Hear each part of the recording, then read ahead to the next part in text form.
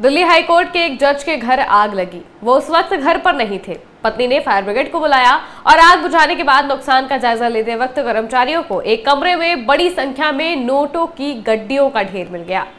Police के आला अधिकारियों तक ये सूचना पहुंची। उन्होंने आगे केंद्रीय गृह मंत्रालय को ये जानकारी दी और चीफ जस्टिस ने इस मामले को बहुत ज्यादा गंभीरता से लेते हुए जज का ट्रांसफर करने का आदेश दिया। जी हाँ, सिर्फ ट्रांसफर, ना कोई जांच, ना ही सस्पेंड करने के ऑर्डर। और अब जैसे ही ये बात बाहर आई है, न्यायपालिका की आलोचना शुरू हो गई है। क्या है पूरा मामला, आइए जानते हैं।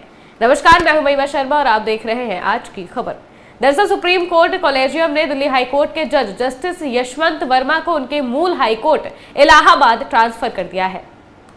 और अब अचानक हुए इस ट्रांसफर की चौंकाने वाली वजह सामने आई है। वजह है जस्टिस वर्मा के आवास पर भारी मात्रा में मिला कैश, जिसे फायर ब्रिगेड और पुलिस के कर्मचारियों ने बरामद किया है। जानकारी के मुताबिक पिछले दिनों जस्टिस यशवंत वर्मा के घर पर आग लग गई थी। उस समय जज घर पर मौजूद नहीं थे। परिवार ने फायर ब्रिगेड और पुलिस को सूचना दी। जब आग पर काबू पाया गया तो दमकल कर्मियों को बंगले के अंदर बड़ी मात्रा में नकदी दिखाई दी। इस बेहिसाब नकदी की बरामदगी का आधिकारिक रिकॉर्ड दर्ज किया गया और तुरंत इस मामले की सूचना भारत के मुख्य न्यायाधीश यानी कि सीजेआई संजीव खन्ना को दी गई। इस पूरी घटना को बड़ी गंभीरता से लेते हुए सुप्रीम कोर्ट कॉलेजियम की 5 जजों की बैठक बुलाई गई। इसमें सीजेआई संजीव खन्ना के साथ 2 वरिष्ठ जजों ने भाग लिया और सर्वसम्मति से जस्टिस वर्मा को उनके मूल हाईकोर्ट इलाहाबाद ट्रांसफर करने की सिफारिश कर दी। 5 सदस्यों के कॉलेजियम में कुछ लोगों ने कहा कि केवल ट्रांसफर करने से न्यायपालिका में लोगों की आस्था कम होने का संकट हो सकता है। कुछ सदस्यों ने सुझाव दिया कि जस्टिस वर्मा से इस्तीफा मांगा जाना चाहिए। अगर वो इनकार करते हैं तो उनके खिलाफ संसद में महाभियोग की प्रक्रिया शुरू की जानी चाहिए। लेकिन सीजेआई ने ट्रांसफर के आगे कुछ नहीं किया। कहा जा रहा है कि मामले में आगे कार्रवाई की जरूरत है। ऐसे में इस बात की संभावना है कि जस्टिस वर्मा से इस्तीफा देने को कहा जाए। अगर वो ऐसा नहीं करते हैं तो उनके खिलाफ आंतरिक जांच बैठाई जा सकती है। इस तरह की जांच एक सुप्रीम कोर्ट जज और 2 अलग अलग हाईकोर्ट के चीफ जस्टिस की कमेटी करती है। जांच में जज के दोषी पाए जाने पर रिपोर्ट आगे की कार्रवाई के लिए संसद को भेजी जाती है, जहां जज को हटाने के प्रस्ताव पर चर्चा और मतदान होता है।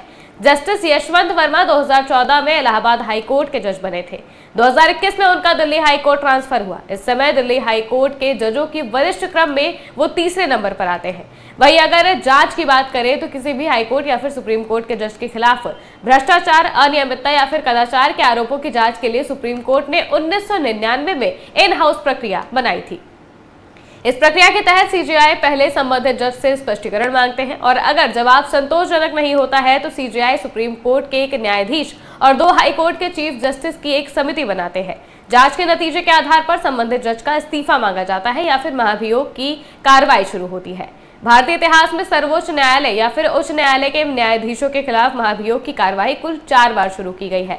भारत के सर्वोच्च न्यायालय के इतिहास में किसी सर्वोच्च न्यायालय या फिर उच्च न्यायालय के न्यायाधीश के खिलाफ महाभियोग की कार्रवाई 4 बार शुरू की गई है। हालांकि अब तक किसी भी जज को महाभियोग प्रक्रिया के तहत पूरी तरह से हटाया नहीं गया है। हालांकि कुछ जजों ने महाभियोग की प्रक्रिया शुरू होने से पहले ही इस्तीफा दे दिया था। वहीं अब जज यशवंत वर्मा के केस में क्या होता है, ये आने वाला वक्त ही बताएगा। फिलहाल के लिए बस इतना ही। आप देखते रहिए आज की खबर।